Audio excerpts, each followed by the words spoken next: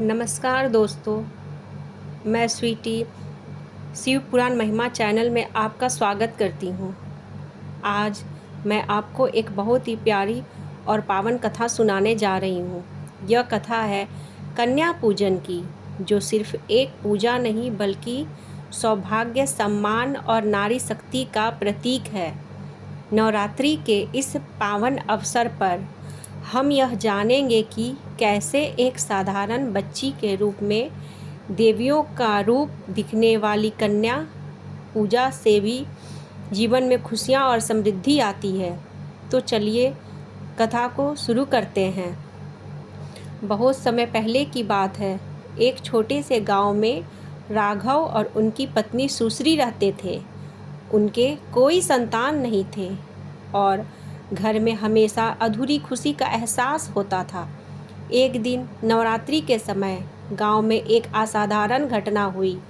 राघव और उनकी पत्नी गांव के मंदिर में देवी दुर्गा की पूजा करने गए। तभी रास्ते में उन्हें 4-5 छोटे बच्चे बाल कन्याएं नाचती गाती हुई दिखाई दी।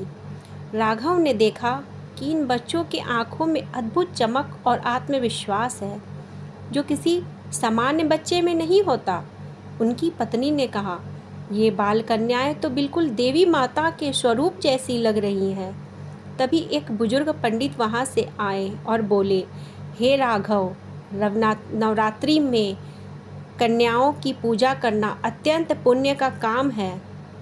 जो किसी बाल कन्या को सम्मान और भोजन देता है, उसे देवी की कृपा हमेशा मिलती है। राघव और उसकी पत्नी ने अपनी पूजा का नियम बदल दिया और घर में आए इन बाल कन्याओं का आदरपूर्वक स्वागत किया। उन्होंने उन्हें नई पोशाक, भोजन, मिठाइयाँ दी। बच्चों ने हंसते हुए कहा, आपकी भक्ति और प्यार से आपका घर हमेशा खुशहाल रहेगा। उस रात जब राघव की पत्नी और राघव सोने गए, उन्होंने सपना में देखा कि देवी दुर्गा उनके घर आई है और कहा, तुम्हारे घर की भक्ति सच्ची है, मैं हमेशा तुम्हारे साथ रहूंगी। तुम्हारा घर सुख, सौभाग्य और समृद्धि से भर जाएगा। सचमुच अगले ही दिन से राघव के घर में सुख, समृद्धि और आनंद की बारिश होने लगी। गांव के लोग भी यह देखकर अचंभित रह गए। यही है कन्या पूजन का संदेश। बच्ची ही देवी का रूप है और उनका सम्मान करना सर्वोपरि पुण्य का काम है।